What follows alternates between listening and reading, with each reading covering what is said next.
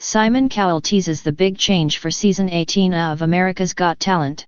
When America's Got Talent returns for its 18th season tonight, it will feature the same judging panel it has had for the past 3 seasons, Simon Cowell, Howie Mondel, Heidi Klum, and Sofia Vergara, who joined in Season 15, and, of course, a potpourri of talent including singers, comics, magicians, and danger acts, who will fly in from around the world.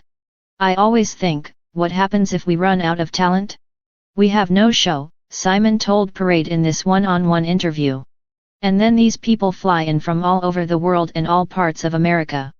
For most of these people, this is not their full-time thing, they have regular jobs, and then they just do these amazing things.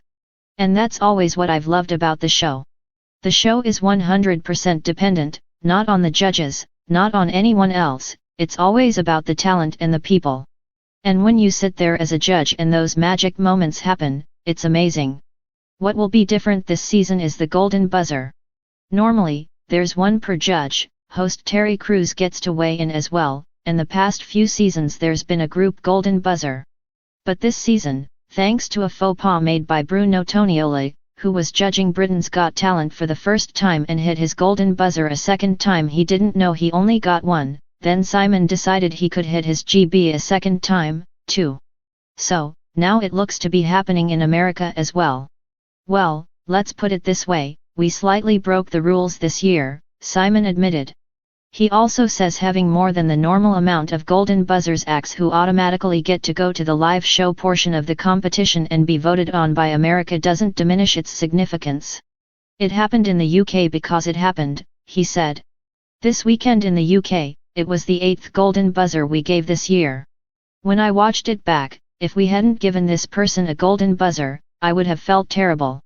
So, we have given out more this year and I don't think there's a single person watching who'll go, they shouldn't have had that, because when they're that good and you're in the moment, it's a great feeling. And speaking of golden buzzers, Simon has selected his for this season and he says she's amazing. This is the start, I believe, of something very, very special for her, he said. And what's so interesting about the show, is it does deliver on its promise. I think now everyone's coming on the show because they really want to be in Vegas. And there's so many people now who've actually had their dreams come true. So, I think that's why people now fly in from all over the world to compete. Because if one of these auditions goes viral, which they do, everything changes. During our chat, Simon also talked about what it's like to make people's dreams come true, how he feels about participating when the acts call him to stage, what he loves about working with Howie, Heidi, and Sofia, the new as yet untitled America's Got Talent coming this winter, the bad habit he gave up for his son Eric, and his long-running wedding plans. I think surprise more than anything else, if I'm being honest with you. We don't know anything about who's coming on the show, so when you get surprised and they're brilliant, it's just the best feeling in the world. I love that, and that's what the show keeps delivering year after year after year. It's not just the acts, it's the people. And now they fly in from all over the world to compete, and it is absolutely fascinating. I've been very fortunate. Harry Styles is a good example, from One Direction, who's doing so well. I couldn't do this show if nothing happened at the end, it would just be pointless. It would be soul-destroying. You have to know that when they're in the finals and they win, there's a really, really good chance that something amazing's going to happen to their life, like last year's winners the Mayas when they danced with Beyoncé. It really is like dreams come true. So, I think you could say maybe the stakes are higher now and everybody wants to be in the final and they want to win. But like you said, some of these examples, good things can happen if you do well on these shows now. Well, they're really good fun to work with, and they really are passionate about the talent. They're not sitting there on their phones distracted. They're very, very focused on the audition, wanting to know more about the people, and that's what they're paid to do, and everyone's got a different opinion. I would say this year you probably will see more of us disagreeing, but in a good way, because not everybody likes the same thing.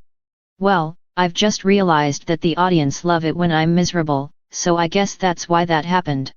Genuinely, we do not have a clue what's going to happen every day, and I really mean that. I never want to know anything. So, when things happen, they happen. I don't know how many episodes, but it was torture. I literally could not get a word out, so I just had to sit there. I tried writing things, I tried to get Sophia to translate. She deliberately said the opposite of what I wanted to say. But I saw the show in a very, very different way. It was interesting, very frustrating, luckily it didn't last that long.